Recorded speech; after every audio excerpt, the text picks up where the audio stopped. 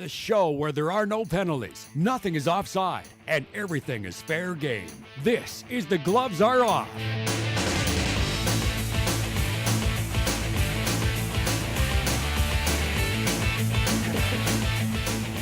Welcome to the set of The Gloves Are Off. I am your host, Carly Agro, and joining me today after the second round playoff series is Coach Curran. Welcome to the set again, Coach. It's kind of weird to be back. I've gotten onto the rink every day almost.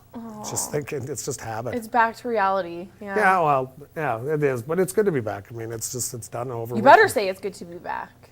Well, it's always a pleasure to see my goon partner over here. Yes. Enforcer, version 2.0. No, but let's introduce our guest today. This is Chris Hassel from the Hassel Rink from right here in town.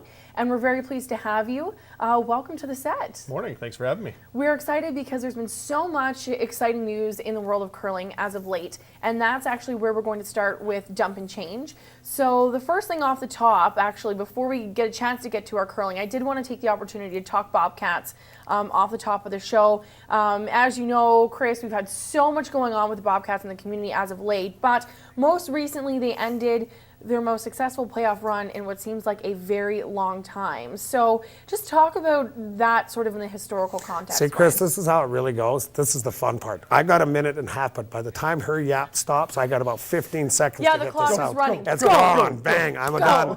You know what? I can end it quickly as far as we played our hearts out. First, we did a great job coming back. They showed amazing character against Grand Prairie.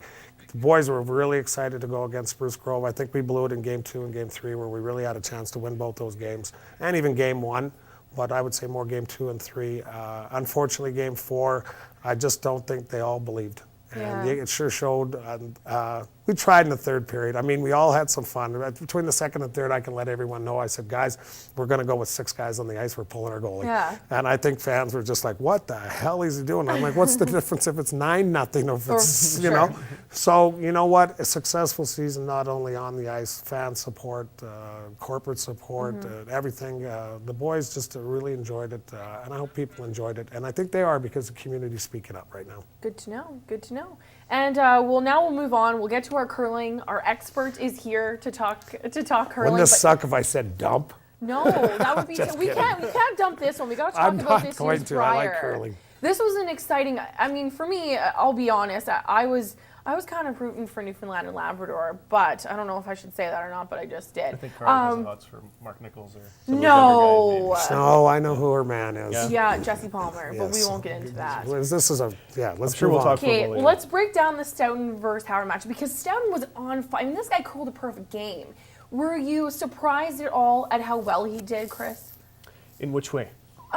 I guess just, overall, I think, to me it seemed like Kevin Martin and his rink were a little bit unprepared. Or they just seemed to be making maybe mental errors or letting things interrupt their game to me. Only time you beat Kevin is if he's having trouble with ice or rocks. And you think that's what it was? Well, you asked me for an opinion. Yeah, That's opinion. I want your opinion. Yeah, we've played the guy, and I mean, he's the best. He's the Wayne Gretzky of our game. So I mean, you look at that and you say the only time you can really get to these guys is if they're struggling with ice or rocks. Okay. Rocks, they know those sets like the back of their hand. Ice became a bit of maybe a question mark. You saw the humidity on certain games creep into those sheets. Right. And just like the final. How about the focus, though? I mean, Well, Glenn Howard Martin's really, and to me, I love watching Martin play. Yeah. But are they all, I mean, I know in hockey, we have to be so focused as a group, and I would say in curling, your mental focus on every shot has got to be key. Is it there? I mean, I guess that's a loaded question because it's a tough one, I guess, because you look at Martin thinks that the Olympics is pinnacle, which it is. He's got a silver, he's got a gold. And you come into this Brier, and they're so good, but you also say, is that fire there? You saw Jeff Stoughton rink come in with fire. Yes. Played well all week. And you saw an Ontario team that's always playing well. But, after another loss in the final, I mean, you got to put Howard on suicide watch. I mean, my goodness, I feel bad for the guy. Tough, yeah. And he gets off and he's in the media scrum. He says, I'm not going to sugarcoat it. This sucks. This sucks. And you feel for him, but you know what? Steal it too. It was the game shot right there. There was. So TSN turning point. Stoughton brings Meade back, his best start he's ever had. Stoughton's brought a lot of good teams to the Brier, but he's brought a handful of great ones. And this team he brought this year with Reed Crothers at second and John Mead at third was a great team. Big difference. Yeah. All right, this is a part I'm looking forward to talking about this. We're going to get back to Kevin Martin now. Sure. I'm calling this one bronzed off because as soon as that game, he lost, his page play, whatever. He made it clear the exact quote about whether he wanted to bring his best stuff, his A game. That's what I'll call it. Yeah. He says for sure not because it doesn't matter to me at all. Right. But we'll come, we'll show up, we'll play. But guys, I really hope it never happens again. This bronze thing. I don't know. He said, please, guys, make this go away. Yeah, make this go away. I love it. Do you love the bronze game or you love what he said? No, I love what he said. Okay, why? Why? Because you know what he's playing. He's the best. It's like to me, the analogy would be Tiger Woods. Why would I go play if I can't win it all? Okay. What are your thoughts on this bronze game? Kevin was right because it was Kevin saying it. But if you pull, let's say, Brad Jacobs, who got fifth place, would Brad Jacobs like to play in the bronze medal game? Okay. Brad Jacobs would play in the bronze See, I medal like game. that way of looking at it. So you look at it, you say they got an extra draw on the ice. They put about 110,000 people through the seats. That's So what I was going to bring up you got next. extra draw. People went to the game. People went to the game. They were mildly entertained. I mean, they put lots of rocks in play. Was Kevin going to win that game? Question to you though, because it's Kevin Martin playing in that final game, do the fans really? He's out. Do they know he's not going to be playing his best? But they show up to see him. But they show Yeah. up to see him play. But they know he's not going to be. I mean, he's a winner. A winner doesn't want to play for the bronze. No, they send their second man home because he's expecting a baby, which they should have did. And Dustin, who played as a really good guy, comes in and does a decent job substitute. But the bottom line is, you got teams that don't want to be there. Sure. But if you take the teams and you take the top four, they showed all week that they were such a league above everybody else. Yes. That anybody under fifth place and below play a bronze medal game, they'd show up Maybe and they'd that's play a their change guts they out. can look into So, making. I like that idea. We have to move on now. The next thing I want to get into, while the Brier was going on, we also had the World Junior Championships going on. Yep. Saskatchewan has done incredibly well on the curling front as of late. Now you've got Trish Paulson, you've got Brendan Muscowie. Unfortunately, neither one of them took home the championship. But, as a community, I guess, from curling's point of view, do you think that this is setting a precedent and maybe showing that not only is the sport growing in popularity, but that this region can really contribute to the success? Well, I'm going to give 2 seconds, and you can have the rest of this.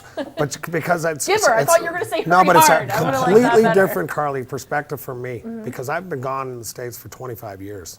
To come back and see where curling is. I've been here 3 years now, but come back and see this again. It's amazing to watch the development of how curling is going and the fan support and how big it's got. I know it was always big, but Yeah. I used to watch my dad, but 25 years gone, it's grown immensely. Do you think the youth are starting to pick up on it more too? They are. There's going to be a real transition happen in the next few years. We're going to see the Kevin Martins, the Randy Furbies, the Glenn Howards. These aren't young guys, so Right. you're going to see kind of the changing of the guard. And with it becoming an Olympic medal sport, that's been huge.